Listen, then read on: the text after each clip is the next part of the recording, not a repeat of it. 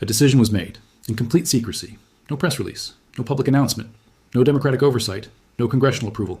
Just 12 words spoken in a classified meeting that have already set in motion the largest economic disruption in human history. Ladies and gentlemen, I need you to understand what happened 72 hours after that 47-second silence beneath the Federal Reserve building. What I'm about to reveal to you explains why global markets have been experiencing unprecedented volatility, why commodity prices are behaving in ways that traditional economic models cannot predict, and why intelligence agencies across 3 continents have been quietly preparing for what they're calling Economic Event Horizon. The hidden decision was made by the Emergency Economic Coordination Council, a body that most people have never heard of because it's not supposed to exist. Representatives from the Federal Reserve, European Central Bank, Bank of Japan, People's Bank of China, and the Bank for International Settlements, meeting not as competitors, but as partners in what they understood was the controlled demolition of the global monetary system. The 12 words that changed everything. Implement Monetary Reset Protocol 7. Asset-backed transition begins immediately. Coordination complete. Think about what those words mean. The world's major central banks just agreed to simultaneously abandon fiat currency systems in favor of asset-backed monetary arrangements. Not sometime in the future. Immediately. They're not trying to save the current system anymore. They're actively dismantling it according to a predetermined plan. But here's the truly extraordinary aspect of this decision. It wasn't made in response to the crisis we've been documenting. The crisis was engineered to justify the decision. The institutional dollar abandonment, the physical asset hoarding, the Federal Reserve's emergency interventions, all of it was orchestrated to create the conditions that would make Monetary Reset Protocol 7 politically and economically inevitable. The New Power Coalition wasn't competing with Western central banks. They were coordinating with them. The apparent conflict between East and West, between physical assets and paper money, between traditional finance and alternative systems, was theater designed to create public acceptance for the predetermined transition to asset-backed monetary systems. China's gold network wasn't challenging dollar dominance. It was providing the infrastructure for the post-dollar system that Western central banks had agreed to implement. The banking sector's physical asset hoarding wasn't defensive positioning against monetary collapse. It was pre-positioning for roles in the asset-backed economy that central banks were planning to create. The intelligence agencies discovered evidence of this coordination through intercepted communications between central bank officials and what they initially believed were hostile foreign entities. But deeper analysis revealed that the foreign entities were implementing assigned roles in a transition plan that had been agreed upon at the highest levels of Western monetary policy. The breakthrough came from NSA cryptographers who identified communication patterns between Federal Reserve officials and Chinese state enterprise executives that followed predetermined scripts rather than genuine negotiations. CIA analysts discovered that Middle Eastern sovereign wealth fund acquisitions were being facilitated by Treasury Department officials, who provided regulatory guidance and expedited approvals. Most shocking was the discovery that European central bank officials had been sharing classified economic modeling data with Chinese monetary authorities for over 2 years, including Federal Reserve policy intentions and projected American monetary system transition timelines.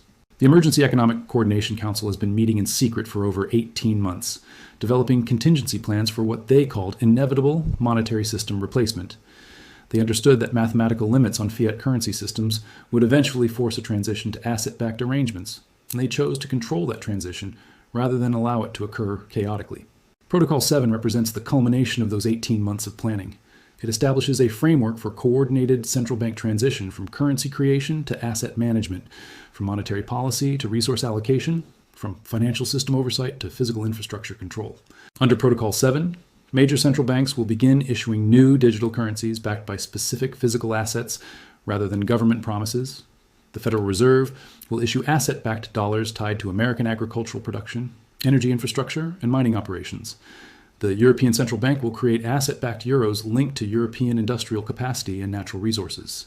The technical implementation of Protocol 7 involves blockchain-based networks that track physical assets backing each digital currency unit in real time. Every digital dollar will correspond to verified ownership of specific quantities of wheat, corn, oil, natural gas, gold, silver, or industrial facilities. China's role extends beyond their gold network to primary coordinator for Asian asset-backed currency systems. The Bank of Japan will implement asset-backed yen tied to technological manufacturing and precision equipment rather than raw materials. Protocol 7 establishes the Infrastructure Settlement Protocol, allowing central banks to settle international trade through direct physical infrastructure ownership transfers rather than currency exchanges. But the most significant aspect of Protocol 7 is its coordination mechanism. All participating central banks will recognize each other's asset-backed currencies as equal settlement media for international transactions. This creates a global monetary system based on physical assets rather than political promises, managed cooperatively rather than competitively.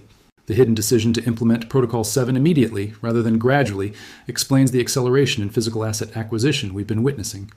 Central banks needed to secure control over the physical assets that would back their new currencies before announcing the transition to prevent speculative price increases that would make the backing assets too expensive to acquire.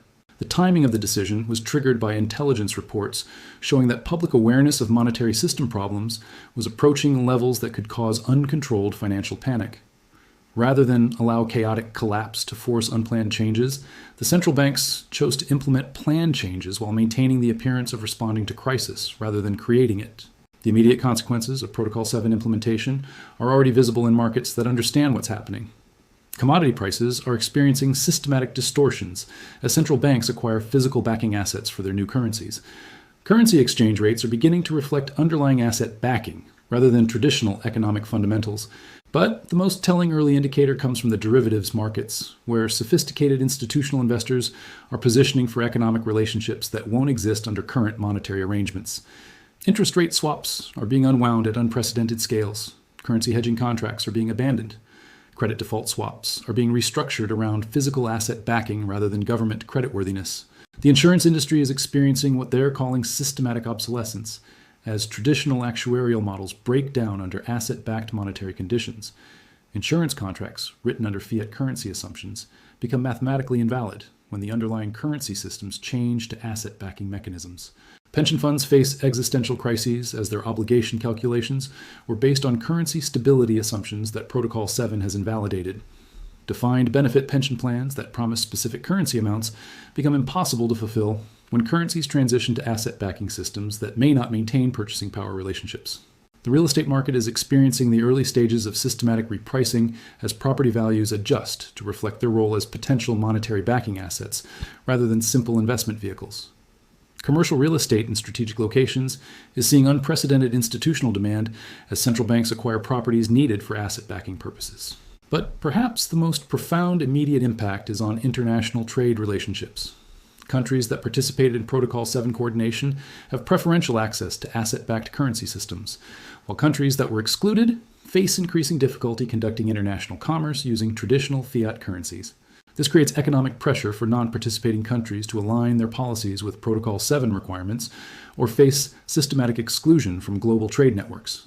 The decision effectively forces global economic integration under asset-backed monetary arrangements managed by the coordinating central banks. The geopolitical implications are staggering.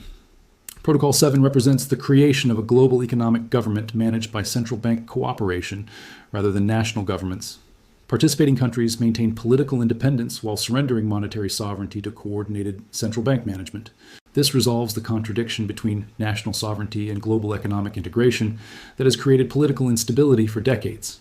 Countries can maintain their political systems and cultural identities while participating in coordinated economic management that prevents competitive currency devaluation and trade wars.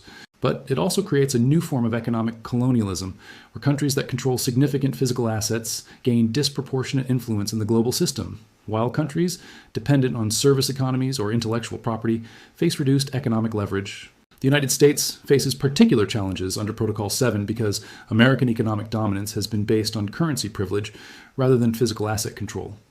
The transition to asset-backed systems reduces American advantages while increasing the relative power of countries that control energy, minerals, agricultural production, and manufacturing capacity.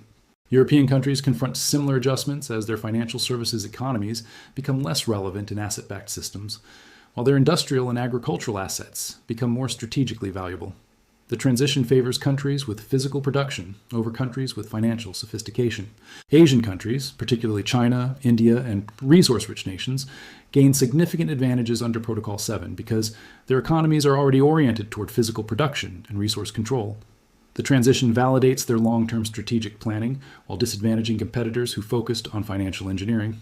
The technology sector faces fundamental disruption as asset-backed monetary systems change the economics of intellectual property, software development, and digital services. Companies that built business models around scalable digital products discover that asset-backed economies prioritize physical production over virtual services.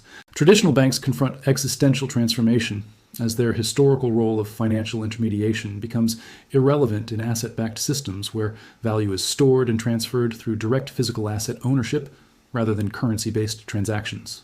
The most disturbing aspect of Protocol 7 is its implementation timeline.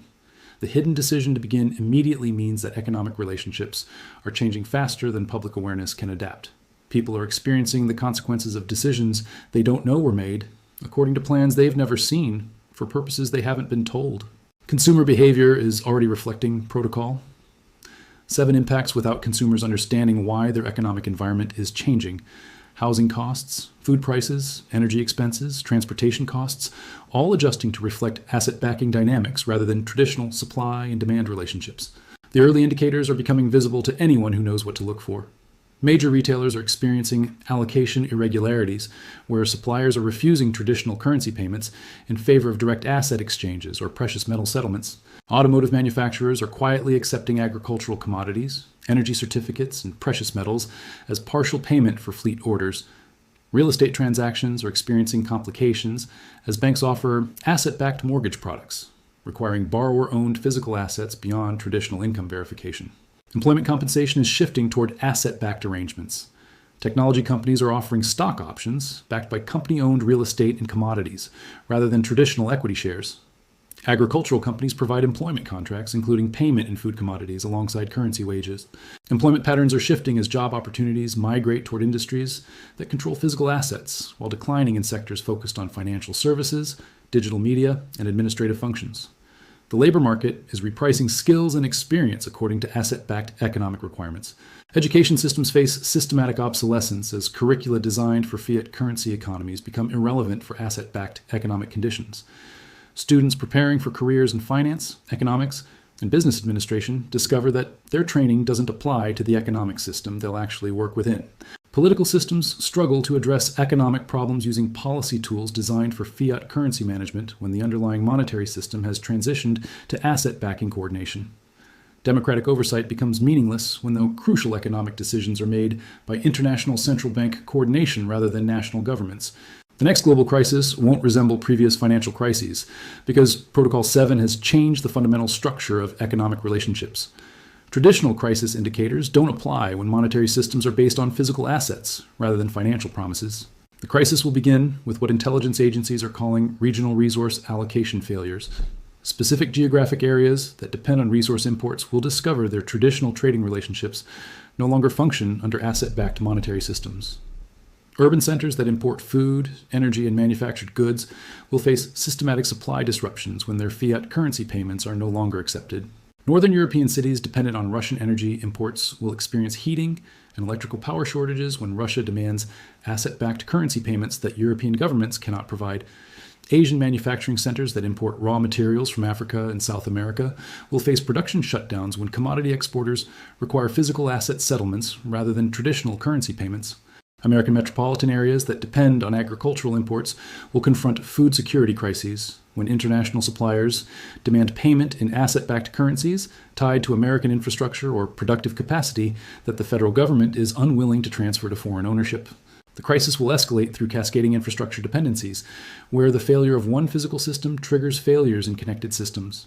Transportation networks that cannot secure fuel supplies will disrupt food distribution, which will affect manufacturing supply chains, which will impact energy production, which will further restrict transportation capacity. Unlike financial crises that can be addressed through monetary policy changes, infrastructure dependency crises require physical solutions that cannot be implemented quickly. You can print money in hours, but you cannot build power plants, transportation networks, or agricultural production capacity in months or years. The ultimate crisis phase will involve strategic infrastructure nationalization, where governments facing resource shortages attempt to seize control of privately owned or foreign-owned physical assets within their territories. This will trigger international conflicts that combine traditional military action with economic warfare conducted through infrastructure denial and resource flow manipulation. Instead of currency collapses, bank failures, or market crashes, the next crisis will involve supply chain disruptions, resource allocation conflicts, and infrastructure control disputes. Economic warfare will be conducted through physical asset manipulation rather than financial instrument trading. Countries that fail to adapt to Protocol 7 requirements will experience systematic exclusion from global economic networks rather than dramatic financial collapses. They'll discover that their currencies are no longer accepted for international transactions, their exports can't find buyers willing to pay in fiat money, and their imports become impossibly expensive as suppliers demand asset-backed payment. The crisis will be measured in physical shortages rather than financial losses. Energy unavailability, food distribution failures, manufacturing capacity constraints, transportation system breakdowns, infrastructure maintenance problems. The basics of physical civilization rather than abstract financial relationships. But for countries and institutions that successfully navigate the transition, Protocol 7 offers unprecedented economic stability based on physical reality rather than political promises. Asset-backed monetary systems eliminate currency manipulation, speculative bubbles, and financial engineering that has created cyclical crisis for generations. The hidden decision has been made. Protocol 7 implementation has begun. The stage has been set for economic transformation that will determine global power relationships for the next century. Most people don't realize the transformation is happening, but their lives are already changing according to plans they've never seen. The next global crisis won't be a crisis for everyone. It will be a crisis for people and institutions that depended on fiat currency systems while creating unprecedented opportunities for those who control physical assets and understand the new economic rules. The decision was hidden, but the consequences are becoming visible. The crisis is approaching, but it's not the kind of crisis anyone was expecting. The stage has been set and the performance is about to begin. Whether you benefit or suffer depends on whether you understand what's really happening before most people realize the game has changed. And the game changed the moment 12 words were spoken in a room most people don't know exists, according to a plan most people have never heard of, for purposes most people can't imagine. But the consequences are becoming impossible to ignore.